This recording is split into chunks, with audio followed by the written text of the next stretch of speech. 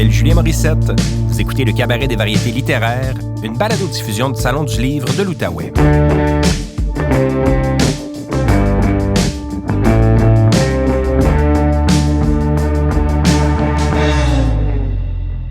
Dans cet épisode, l'auteur et professeur de théorie politique Dali Giroux nous lit des extraits de son essai « L'œil du maître, figure de l'imaginaire colonial québécois », paru en 2020 chez Mémoire d'Encrier.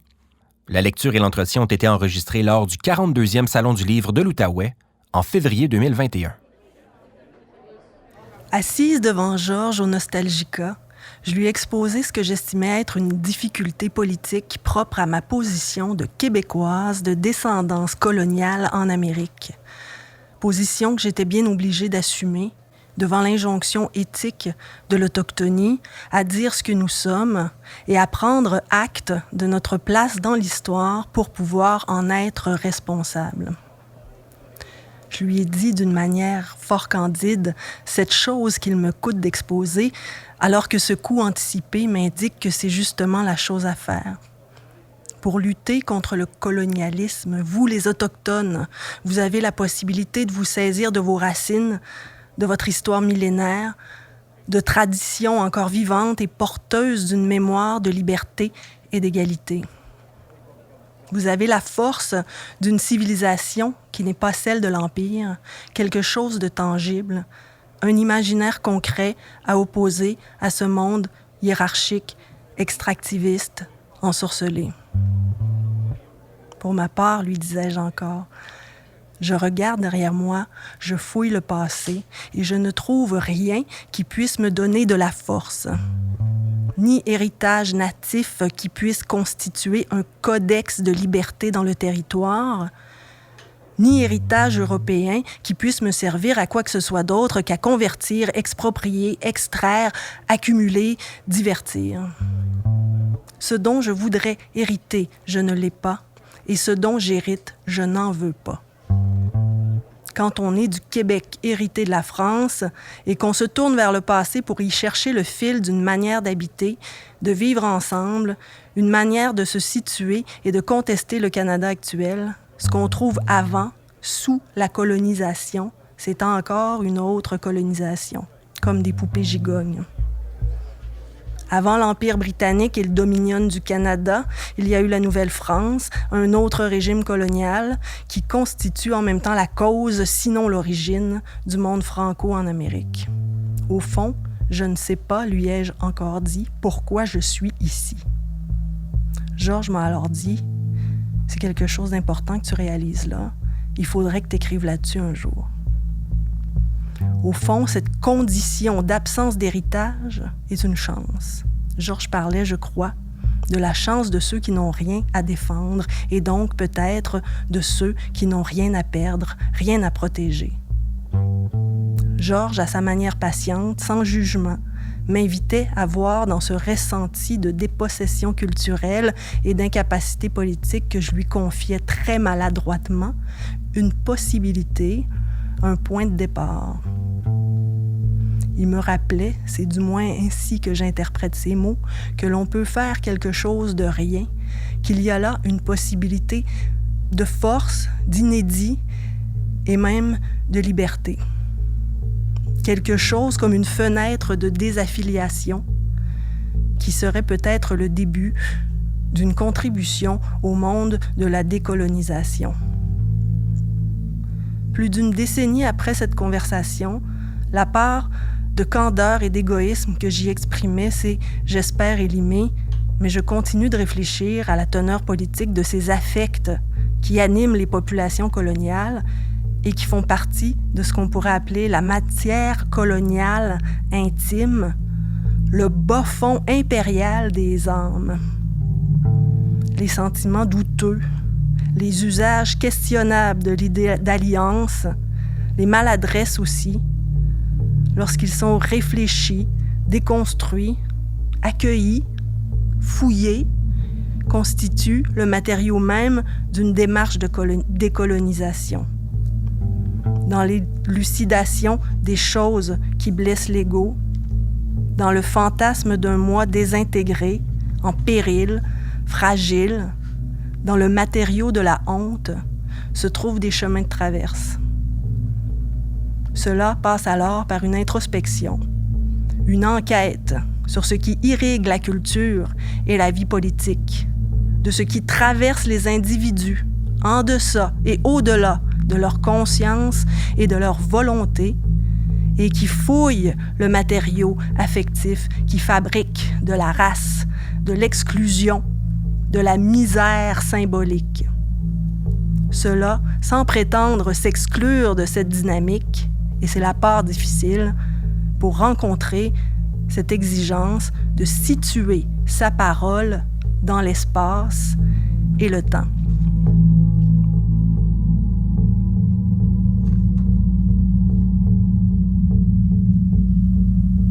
George Sioui propose de parler de la colonisation des Amériques, non pas comme le fait d'une découverte, non pas comme le fait d'un contact ou d'une rencontre, mais comme d'un accident.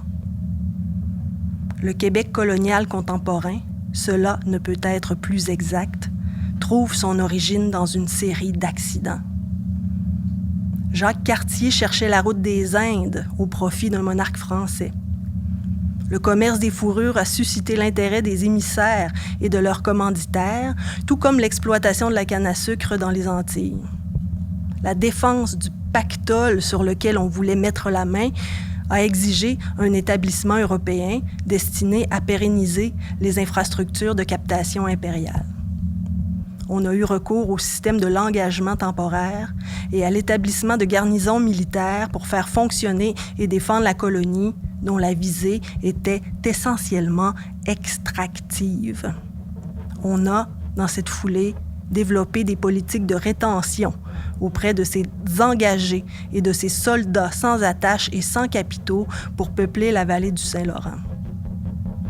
Les habitants, artisans, journaliers, laissés derrière par la France au moment de la conquête, et sans leur demander leur avis, auront ensuite été assez facilement mobilisés au service de l'entreprise coloniale menée par l'Empire britannique en Amérique du Nord, qui visait explicitement le peuplement de la Nord-Amérique. La population issue de cette entreprise européenne a cherché à défendre le pays qu'elle a façonné dans ce cadre, en bien et en mal, et en tant qu'auxiliaire de grands pouvoirs. Elle a cherché à défendre sa vie telle qu'elle est, francophone et catholique, maintenant, à l'ère post-11 septembre, on dit plutôt correspondant aux grandes valeurs occidentales, mais surtout telle qu'elle est, c'est-à-dire, tout simplement, sans autre projet que d'améliorer sa petite affaire, d'engraisser son bétail, de satisfaire son orgueil socio-économique, de jouir de son établissement contre ceux qui veulent l'en empêcher.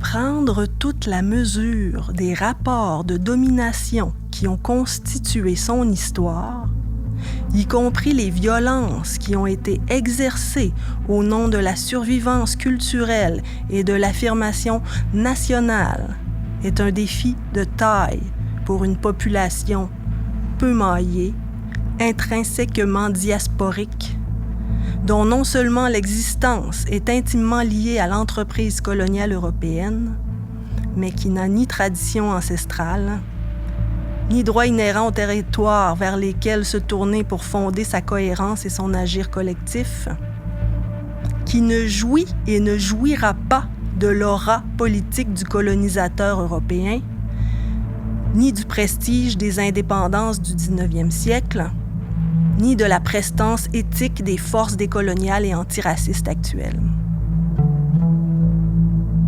Cette situation de non-lieu sur le territoire, non-lieu au pouvoir, d'une population dont le segment archaïque est issu d'une population servile, résiduelle, sans ligne de mobilité sociale et sans possibilité de représentation, est peut-être aussi une chance de penser autrement et de manière frontale la possession et la dépossession, d'aller à rebours de la colonisation, d'inventer d'autres manières d'habiter, de se constituer comme milieu. Milieu. Peut-être à travers une forme inédite d'humilité en amont et d'une forme d'hospitalité en aval. La question politique québécoise pour le 21e siècle ne sera pas celle de trouver le chemin à emprunter pour enfin véritablement devenir maître chez soi, ce qui signifierait de compléter la colonisation européenne des Amériques en notre nom, mais de réfléchir et d'agir en fonction de l'objectif réel et impérieux, d'abolir en mode grande alliance toutes les relations de servitude qui font la forme coloniale franco-britannique de dépossession dont nous héritons de manière différenciée qui que nous soyons. Comment donc vivre sans maître, collectivement, de manière soutenable dans les territoires coloniaux franco-britanniques que nous avons en partage? Nous, c'est-à-dire n'importe qui, n'importe quand et n'importe où.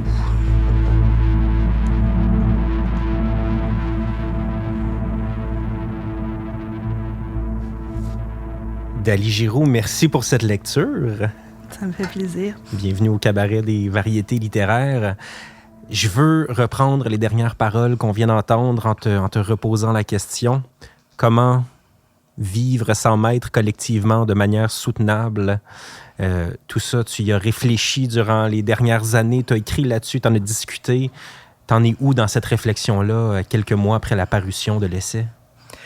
Il y a eu beaucoup d'événements d'actualité politique et culturelle depuis la publication de l'essai, justement, et qui font en sorte que pour moi, la réflexion vers où elle doit se diriger, c'est vraiment vers une pensée très concrète de ce que ça peut signifier vivre dans une société plurielle. Mm-hmm. Et donc, qu'est-ce que c'est que le pluralisme?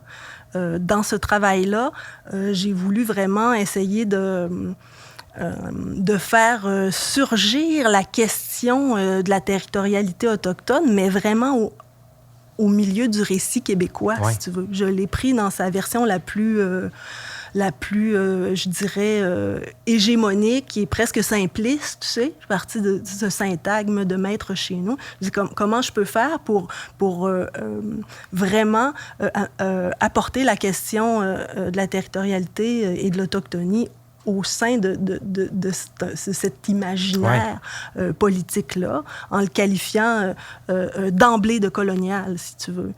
Et je dirais que où j'en suis en ce moment, c'est donc de reprendre ce terrain-là que j'ai déblayé, puis cette autre cartographie. Tu sais, j'essaie de faire pousser une carte dans la carte un petit peu, là, d'une certaine manière. Et comment, à partir de là, on peut continuer à faire des efforts, puis à se faire souffrir, ouais, puis à se casser la tête pour aborder vraiment la question de bâtir une société nouvelle, je pense, dans cet ancien monde, je veux dire qu'on ne jettera pas à la poubelle, mais comment on fait pour recomposer à partir de ces morceaux de vie-là, comme je l'ai dit, dont on ne veut pas, mais dont on hérite, ouais, pour construire donc un espace véritablement pluraliste, démocratique aussi.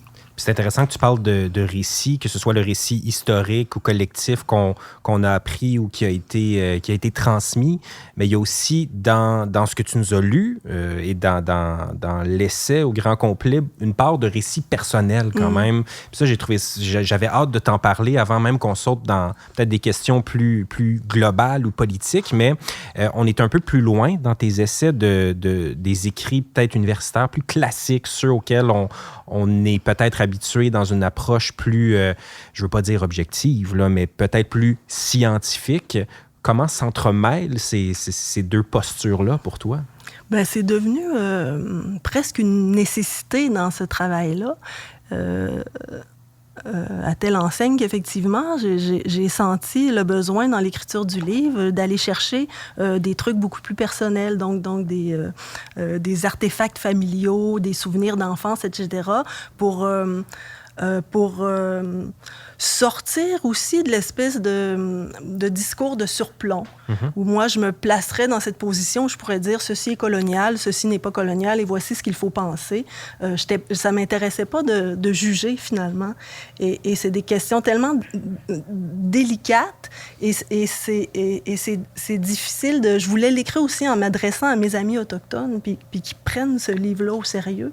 Et j'ai senti à un moment donné que, justement, cette exigence de... certainement pas d'objectivité. En même temps, disons, c'est un exercice de compréhension. Ouais. Là, on n'est ni dans l'objectif ni dans le subjectif, mais j'ai senti que c'était nécessaire que je me mette en jeu aussi. Il faut que ça fasse mal, je pense, puis pas au sens de faire un acte de contrition, de dire « Ah, c'est effrayant, je fais partie d'un peuple colonial, excusez-moi. Excusez-moi d'être blanche. » C'est pas ce que j'essaie de faire. J'essaie d'accepter cette invitation de regarder ma propre histoire avec d'autres lunettes et de le faire. C'est comme un travail d'archéologie. À un moment donné, tu descends dans des couches. Tu commences avec le discours de Maître Chénaud des années 60, puis tu finis dans un voyage familial, à partir de photos que j'ai héritées un peu par hasard, qui a été prises par mon grand-père. Et donc, c'était de me mettre en jeu aussi, puis de communiquer quelque chose au lecteur, parce que je le sais que tout le monde en a des souvenirs comme ça. Puis, donc, c'est de se faire une autre mémoire, si on veut. Et l'idée, c'est pas de dire, il n'y a pas de table rase, on ne jette pas ça aux poubelles. Puis je pense que il y a beaucoup de la peur dans la société québécoise de remettre en question ces acquis-là. Il y a une rigidité quand même politique, puis on la sent, elle est très visible, puis elle est très anxieuse. C'est l'idée qu'il faudrait jeter tout ce qu'on a. On a un héritage colonial, donc il faudrait le mettre aux poubelles. C'est pas ça, c'est que tu peux faire autre chose avec. Puis j'ai senti le besoin de commencer à le faire pour moi-même, un peu oui, c'est une invitation à une littérature décoloniale, en quelque sorte. Ouais. Je saisis l'occasion pour parler de ce chapitre, plus particulièrement Voyage à Frontier Town, dont tu mentionnais un peu les origines. Là, c'est un carrousel de diapositives que tu as trouvé, je crois, dans le cabanon de ta tante. Pour les gens qui n'ont pas eu la chance de lire encore ton essai, peux-tu nous situer un peu ce récit familial et comment tu arrives finalement à en faire ressortir quelque chose de grand et d'une grande réflexion? Bien, c'est un peu le motif de l'héritage, hein? C'est que ma grand-mère déménage dans une résidence pour personnes âgées parce qu'elle est en perte d'autonomie. Avec ma tante, on fait le ménage de ces choses, tout ça. Puis un an après, ma tante me dit, écoute, dans mon cabanon, j'ai une boîte avec toutes les carrousels de diapositives, des photos que mon grand-père avait pris entre 1959-60 et jusqu'à 82, parce que moi, j'apparais sur les dernières, je suis enfant. Puis elle dit, les veux-tu? J'ai dit, ben oui, je les ai prises. Puis mon beau-frère m'a donné une petite machine pour numériser les diapositives. Je me suis mis là-dedans. Puis à un moment donné, je suis tombée sur un carrousel où il y avait un voyage familial. Ça se passait au début des années 60. Puis c'était comme un village de cow-boys et d'Indiens, carton-pâte, là, vraiment. Puis il y a une très belle photo de mon oncle avec il y a 5 ans, puis un petit fusil. Un petit fusil dans la main, argenté, puis il pose à côté d'un danseur autochtone. Et cette photo-là m'intrigue. Je commence à fouiller un peu. J'écris à ma tante, l'aînée de la famille, qui est un peu la porteuse de mémoire, puis elle me dit « Ah oui, ça, c'est un voyage dans l'État de New York, ça devait être en telle année, puis elle me donne un peu de contexte. Et donc, je commence à fouiller, puis je finis par... des petites recherches assez simples. Je finis par retrouver c'est qui l'homme, le performeur, sur la photo avec mon oncle. Tu l'as identifié. Je l'ai identifié, c'est ça. Et il y a même un témoignage de sa fille à lui qui travaillait aussi, parce que toute sa famille travaillait avec lui à Frontiertown, faisait toutes sortes de choses. Puis elle, comme adulte, elle a raconté son histoire. Et donc, j'ai un peu voulu mettre ce petit enfant-là, mon oncle, qui devient une figure littéraire, un petit gars de 5 ans avec cette petite fille-là, la fille de cet homme, puis de ramener son histoire à elle à côté de notre histoire familiale, puis d'essayer de comprendre quelle société c'était où ces deux enfants-là pouvaient exister, le petit enfant au fusil qui s'identifiait au cow-boy, puis la petite fille qui était autochtone, puis qui devait performer l'autochtonie dans un contexte où finalement on vendait sous la forme du tourisme une certaine image de l'Amérique et des rapports coloniaux. Mais ce que je trouve intéressant là-dedans, c'est que tu ne retires pas le récit familial de toute cette histoire-là dont tu le mentionnes, c'est pas du tout reluisant pour des allochtones comme toi et moi. Puis ça vous situe dans cette histoire-là. Donc, je trouve que c'est une grande force de ce procédé. C'est ça. C'est sûr que c'est pas une mémoire héroïque. En même temps, c'est juste une complexification. Ouais. Puis, tu sais, c'est dans ce projet de dire, mais où est-ce qu'on est? Puis ça, c'est une manière de répondre à ces questions-là. En terminant, Dali, là, je vais te poser une question qui m'est restée aussi à la lecture de ton essai que j'ai trouvé formidable. Tu invites Québécoises et Québécois à repenser les modalités des relations entre les peuples sur le territoire de la province. À quoi est-ce que des relations plus harmonieuses pourraient ressembler? Par où on commence? Quelles sont les prochaines étapes? Mais moi, je suis politologue de formation, donc je pense à des trucs toujours très frontalement politiques, et je pense que les revendications territoriales qui ne sont pas réglées sur le territoire québécois, elles devraient l'être. D'urgence, et les gens devraient demander ça. Et cette reconnaissance-là, moi, je pense que sans la reconnaissance de ce lien au territoire, il n'y a pas de résolution possible, il n'y a pas de réconciliation possible. Il faut mettre le territoire en jeu, je pense, dans un